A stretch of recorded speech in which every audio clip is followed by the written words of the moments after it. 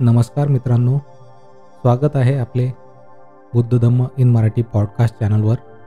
आज आपण करुणा म्हणजे काय आणि प्रत्येकाच्या जीवनात करुणेला किती महत्त्व आहे याबद्दल जाणून घेऊया. बौद्ध धम्मानुसार इतरांना वेदनेपासून आणि वेदनेच्या कारणांपासून मुक्त करण्याची इच्छा म्हणजे करुणा आहे. इतरांच्या भावनांचा आदर राखण्याच्या जाणीवेवर ती आधारलेली असते. विशेषतः जेव्हा आपणही त्या प्रकारच्या समस्येतून गेलेलो असतो.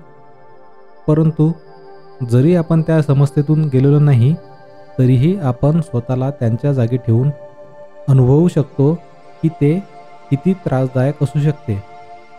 अशा समस्येतून आपल्याला बाहेर पडण्याची किती इच्छा असू शकली असती याची कल्पना करून आपण इतरांनाही त्यातून मुक्त व्हावे अशी तीव्र इच्छा बाळगून त्यांची मदत करू शकतो.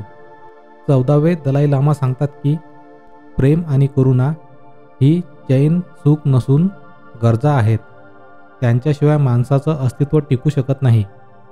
करुणा आपल्याला एकलकोंड्या, आत्मकेंद्री आणि आपल्यापुरता विचार करण्याच्या वृत्तीपासून मुक्त करून इतरांसाठी आपल्या हृदयाची दरवाजे खुली करते. आपण सर्वच जण जीवनात समस्यांचा सामना करत आहोत आणि जेव्हा आपल्याला इतरांप्रती भावनिकरित्या जोडल्या गेल्याची भावना असते तेव्हा आपण एकांतवास आणि चिंतेपासून मुक्त होतो. करुणामयी असणे आपल्याला सुखी आणि सुरक्षित बनवते. हे खरं आहे मित्रांनो, कारण हे वैज्ञानिकदृष्ट्या सिद्ध झालेले आहे. इतरांचे दुःख व त्यांच्या वेदना समजून घेण्याचे गांभीर्य आणि त्यांना मदत करण्याची भावना आपल्याला मनोबल आणि आत्मविश्वास बहाल करते. आपण स्वतःला करुणा विकसित करण्यासाठी प्रशिक्षित केले तर तो आपल्या सुखी जीवनाचा गहन स्रोत ठरतो. करुणा इतरांचे दुःख संपवण्यासाठी प्रेरणा देणारी आणि सक्रिय असायला हवी. आपली मदत करण्याची क्षमता मर्यादित असू शकते, तरीही आपल्याला जितके शक्य आहे तितके प्रयत्न करायला हवेत. कारण इतरांना दुःखी आणि वेदनेने त्रस्त पाहून शांत बसणे शक्य नाही.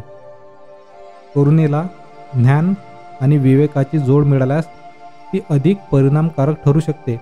त्यातून योग्य अयोग्याची नेमकी जाणीव होऊन आपण योग्य निर्णय घेऊ शकतो.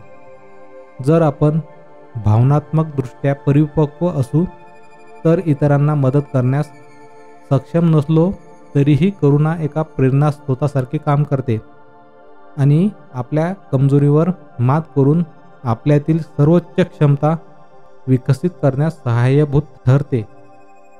कृतिशील मैत्री म्हणजे करुणा असते. निव्वळ दया दाखवणे म्हणजे करुणा नव्हे. दयेच्या मुळाशी प्रेमाचा ओलावा असावा लागतो.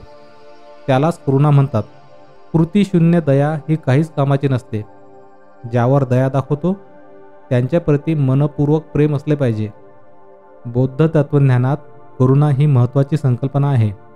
करुणा ही केवळ मनुष्याप्रतीच नसून ती सर्वच प्राणीमात्रांप्रती असली पाहिजे. प्रज्ञाशीलाचे संवर्धन झाले तर करुणावृत्ती वृद्धिंगत होते. करुणा ही माणसाच्या मनाची सर्वश्रेष्ठ अवस्था होय. करुणेतच सर्वांचे कल्याण आहे. करुणेतूनच सेवाभाव जन्मास येतो. करुणेतच मैत्रीभावाला पुष्ट होण्यास सहाय्य मिळते.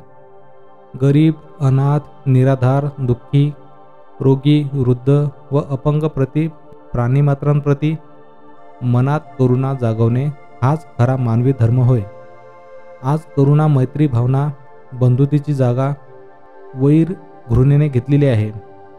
म्हणूनच जगात हिंसक प्रवृत्ती वाढत आहे. शांतीभंग होऊन अशांती वाढत आहे.